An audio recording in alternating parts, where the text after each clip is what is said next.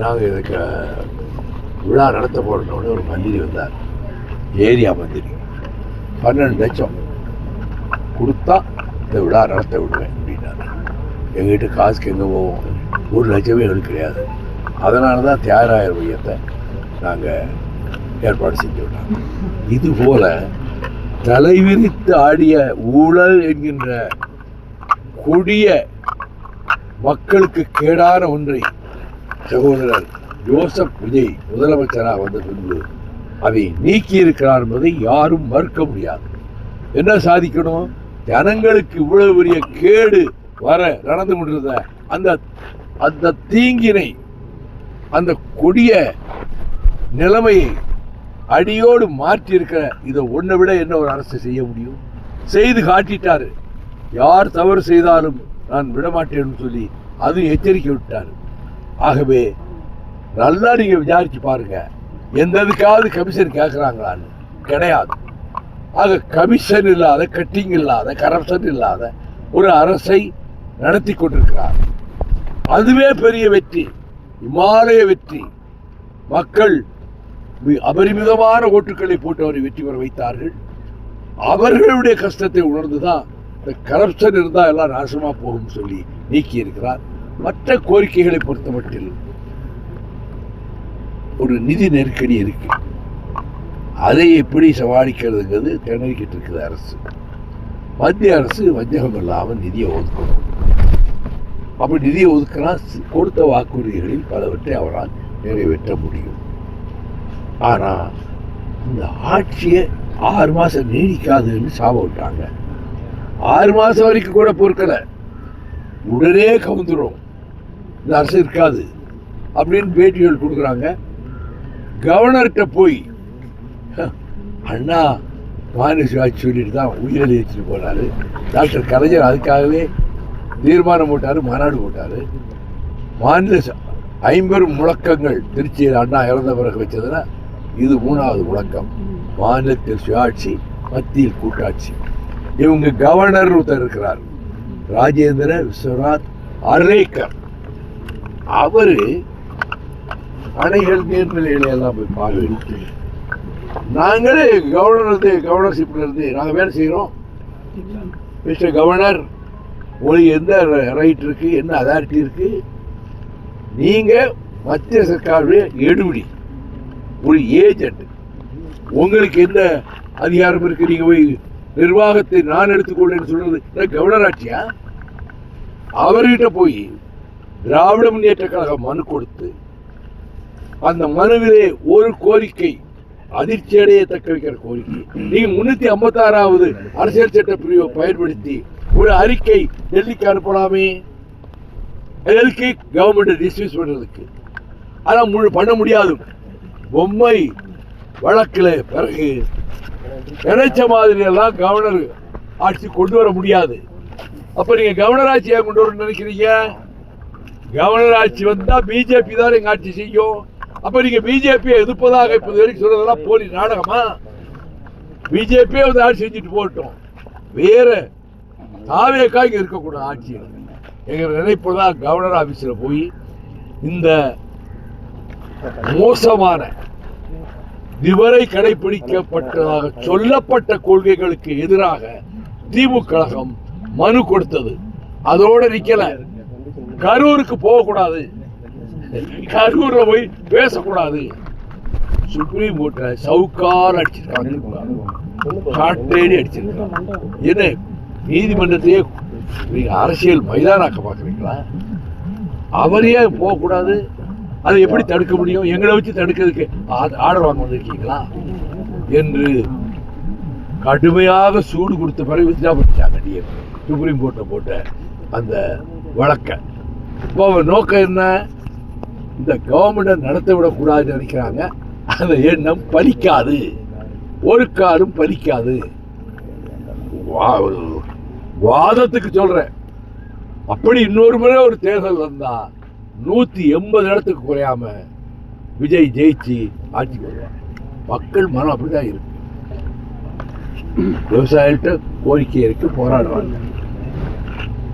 இப்படி ஆங்காங்கு ஏற்படுகிற பிரச்சனைகளை அவர் கௌரவமாக கொஞ்சம் கொஞ்சமாக நிர்வாக நுணுக்கங்களை பயின்று தெரிந்து கொண்டு நம்ம முதலமைச்சர் அதை செய்வார்கிற நம்பிக்கை எனக்கு. அதாவது நீர் நிலம் காப்பதற்காக தமிழகத்தில் வந்து நீங்க பல ஆண்டுகளாக சீமை கருவேலை அகற்றுக்கு போராடி வருங்க. இச்சூழ்நிலை தமிழகத்துல வந்து 47,000 ஏரி குளங்கள் இருந்தது, தற்சமயம் வந்து 77,000 குளங்கள் தான். இந்த நீர் நிலம் காப்பதற்கு அடுத்த கட்ட போராட்டங்கள் எதுவும் ஆரம்பிப்பீங்களா? இந்த 20,000 ஏரி குளங்கள் எப்படி காணாம போச்சு? நம்ம வைகை புயல் இருக்காரு வடிவேலு, அவர் சொன்ன மாதிரி கிணத்தையே காணோம் இடத்தையே காணுங்கிற மாதிரி எல்லா இடங்களையும் ஆக்கிரமிச்சு அது கட்டடங்கள் கட்டுறதுக்கு பெரும் பண வசூல் பண்ணி கட்டடம் கட்ட விட்டுட்டீங்க. கண்மாய்கள் இருந்த இடத்துல, ஏரிகள் இருந்த இடத்துல. இதுக்கு முந்தி இருந்த அரசு அதுக்கு முந்தி இருந்த அரசு இவங்க செஞ்சதுனால நீங்கள் சொல்லக்கூடிய இத்தனை நீர்நிலைகள் தூர்த்தப்பட்டு அக நீர்நிலைகளே இப்போ இல்லாமல் போயிடுச்சு. தாவைக்கு அமைச்சரவையில் நாங்கள் விசிக இடம் பெற்றிருந்தாலும் ஸ்டாலினுடன் கருத்து பங்கேற்பு நாங்கள் தொடர்ந்து இருந்து கொண்டிருந்து தொழிற்துறை மாநில கருத்தை பதிவு செஞ்சிருக்கோம். இதை பற்றி உங்க நிலைப்பாடு? நோபல் பரிசு கொடுக்கப்பட வேண்டிய கருத்து. அமைச்சர் அவ்வளவுதான். அமைச்சர் கீர்த்தனை வந்து நடந்தது. எனக்கு அது என்ன நடந்தது முழு விவரம் எனக்கு தெரியாது. இதை வேண்டுமானாலும் சொல்லி இந்த சர்க்கார் மேல வாயலாடு நினைச்சிட்டு இருக்கிறதுனால அது என்ன நடந்ததை பற்றிய முழு விவரம் தெரியாமல் அதை பற்றி நான் கருத்து சொல்ல விரும்பவில்லை. அமைச்சர் வந்து செந்தில் பாலாஜியா, ஆஹா மலை விழுங்கி மகாதேவனாயிற்றவர், அவர் மேல எவ்வளவு ஊழல் குற்றச்சாட்டு வந்தது. அவர் அதிமுகவில் இருக்கும்போது பெருமளவு மலை போல செல்வத்தை குடிக்காக வந்தது. அவரை கொண்டாந்து சேர்க்கும் போதெல்லாம் தெரியல. இப்போ வந்து குதிரை பேரம், குதிரையை கண்டுபிடிச்சதே நீங்க தானியா. எங்காலு எம்எல்ஏ கம்பத்தில் இருந்தாரு, அவரை ராஜினாமா செய்ய சொல்லி திமுக அவர் உடனே மெம்பரா சேர்த்து அந்த இடைத்தேர்தலில் திமுக கேண்டேட்டா போட்டு உங்க உதயசூரிய சின்னத்தை நிற்க வச்சு அவரை எம்எல்ஏ ஆக்குறீங்களே, இது பெருச்சாளி பேரமா? நீங்க தான் அதுக்கு வழிகாட்டுறீங்க. இன்னொன்னு, இப்ப ராஜினாமா பண்ண எம்எல்ஏக்கள் விலகி போய் சேர்ந்திருக்காங்க தாவைக்கவுல, அவர்களை தேர்தலில் போட்டியிட விடக்கூடாது. இது ஒரு கோரிக்கை வச்சிருக்காங்க. எந்த எலெக்ஷன் கமிஷன் ரூல்ஸ்ல இருக்கு? ஒருத்தர் ரிசைன் பண்ணிட்டு திரும்ப இன்னொரு கட்சியில சேர்ந்து எலெக்ஷன் நிக்க கூடாதுங்கிறதுக்கு எந்த ரூல் இருக்கு? அப்படி எல்லாம் ரூல்லாம் கிடையாது. அது மாதிரி செய்ய முடியாது. அவங்க நிக்கிறாங்களோ நிக்கிறவரை தெரியாது, ஆனா நிக்கிறத தடுக்க முடியாது சட்டப்படி. தாவைக்கு ஆட்சி கூட்டணி கட்சிகளால் தான் தாவைக்கு ஆட்சி கவுளுங்கிறது இபிஎஸ் தன்னுடைய கருத்தை பதிவு செஞ்சிருக்காரு. இதை பற்றி உங்க கருத்து என்ன? அண்ணன் இபிஎஸ் மகா மகா மகா அறிவாளி. என்ன அவர் சொல்றதெல்லாம் புல்லரிக்க வைக்கும். செல்லூர் ராஜு மாதிரி இன்னொரு செல்லூர் ராஜு. அதனால அண்ணன் எடப்பாடிக்கெல்லாம் அந்த பதில் சொல்ல விரும்புகிறேன். இந்த கர்நாடக மேகத்தூர் அணை சம்பந்தமா அந்த கர்நாடக ஒரு அமைப்பு ஒரு போராட்டம் வச்சுருக்காங்க. தமிழ் திரைப்படங்கள் வந்து கர்நாடகத்தில் ஓடாது, நாங்கள் எதிர்ப்பு தெரிவிப்போம் அப்படின்னு சொல்லியிருக்காங்க. அதாவது கர்நாடகத்தில் இது மட்டும் செய்ய மாட்டான். நம்ம தமிழர்கள் தான் பல்லூரில் அதிகமாக இருக்காங்க. என்ன செய்வாங்கன்னா ஆத்திரத்தில் நம்ம ஆட்களை அடிப்பாங்க, வீடுகளை உடைப்பாங்க. இந்த வாட்டாள் நாகராஜன் தான் வாட்டல் நாகராஜ் மாதிரி நிறைய வாட்டல் பயிர் இருக்காங்க. நம்ம வந்து அதுக்கு பதிலுக்கு கன்னடத்துக்காரர்கள் அடிக்கக்கூடாது. அவன் அடித்தான், வீடு வீடு வாசலை திறந்து மூட்டை முடிச்சுள்ள ஓடி வர வச்சான். அது மாதிரி அடுத்த கட்டம் வெறும் 10 அடிச்சிருக்காங்க. இனி தமிழர்களை தாக்குவோம்னு ஆரம்பிப்பாங்க. ஆனால் அந்த மாதிரி நிலைமைக்கெல்லாம் முழு காரணம் மோடி அரசு அப்படின்னு தான் குறை சொல்லுவோம். மோடி வரும்போதெல்லாம் 7 தடவை நான் தான் கருப்பொடி ஆட்டினேன். ஒரு கேள்வி எல்லாரும் கேட்கறது, நம்ம ஊருக்காரராச்சே கலிகப்பட்டிக்காரரு, நம்ம இதை கேட்க வேண்டாம்னு நீங்கள் ரொம்ப நாகரிகமாக கேட்குறீங்க. நானே உங்கள் கேள்வியை கேட்கலாம் சொல்கிறேன். கூட்டணியில் இருந்தப்போ ஏயா நீங்கள் இதெல்லாம் பேசலை? கூட்டணிக்குள் இருந்து கொண்டு பேசுவது கூட்டணி தர்மம் அல்ல என்பதால் நான் விமர்சிக்கவில்லை. ஆனால் எங்களை காலில் ஓட்டு மிதிக்கிற மாதிரி நடத்துகிறாங்க. எல்லோருக்கும் எங்களை விட அதிக இடங்கள். அதே சரி, அவங்க விரும்புகிற தனிச்சின்னத்தில் நடத்துகிறாங்க. எங்களுக்கு மட்டும் எல்லோரையும் விட இடங்கள் குறைவு, எக்ஸப்ட் முஸ்லீம் லீக். அவங்க சொல்ற அவங்க கட்சி சின்னத்தில் நிற்கணும்னு நிர்பந்தம். எப்படி வெளியே வந்து நான் தேர்தலை புறக்கணிக்கலாம்னா எலெக்ஷன் கமிஷனை புது ரூல் போடுறாங்க. ஒரு தேர்தலில் போட்டியிடாவிட்டால் கட்சியின் ரெஜிஸ்ட்ரேஷனை கேன்சல் பண்ணிடணும்னு 3 மாதத்துக்கு முன்னாடி ஒரு ரூல் கொண்டு வந்தாங்க. இல்லைன்னா நிச்சயமாக இதுக்கு முன்னாடி ஒரு தடவை ஒரு முடிவெடுத்த மாதிரி வெளியே வந்து எலெக்ஷன் நிற்காம இருக்கலாம்ங்கிற ஒரு யோசனை வந்தது. ஆனால் எலெக்ஷன் கமிஷன் வந்து ரெஜிஸ்ட்ரேஷனே ரத்து பண்ணிடுவோம்னா அதனால் அந்த முடிவு எடுக்க முடியலை. அந்த கட்டத்தில் இனி இதை சகித்து கொண்டு நீடிக்க வேண்டியதான் அப்படிங்கிறதும் கட்சியில் இருக்கவங்க எல்லாம் வேதனைப்பட்டு போகிறாங்க. பொதுக்குழுவில் வெடிச்சிட்டாங்க. பொதுக்குழுவில் 1400 பேர் பொதுக்குழுவில் கலந்துட்டாங்க.